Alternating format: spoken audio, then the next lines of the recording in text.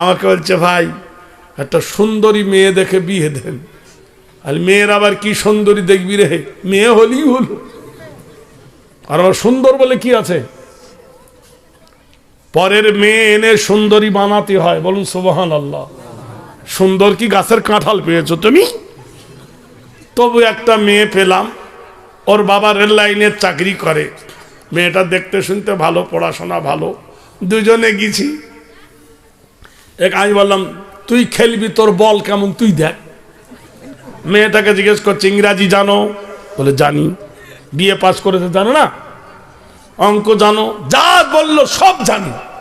আমি বলছি হ্যাঁ চুপ, তুই নিয়ে ধুয়ে খাবি।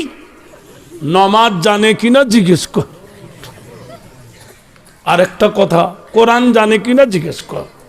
সবার বেলা বললো হ্যাঁ। আমি বললাম কোরআন জানো? তো চুপ।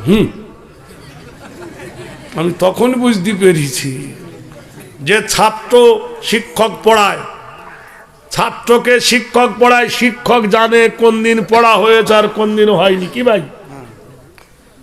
আমি বললাম ভাই তুই জিজ্ঞেস কর, আমি বললে বলতে পারবে না। তো মেয়েটাকে বলছে তুমি কোরআন জানো? তাহলে সূরা ফাতিহাটা পড়ো তো, সব থেকে সোজা প্রশ্ন। মেয়েটা পড়ছে কুল হু আল্লাহু আহাদ আল্লাহুস সামাদ লাম ইয়ালিদ ওয়া লাম ইউলাদ ওয়া লাম ইয়াকুল লাহু কুফুয়ান আহাদ। কোন রকমে হলো? তা আমি মাস্টারকে বললাম হয়েছে? এ বলছে হ্যাঁ হয়েছে। এ শালাও জানে না।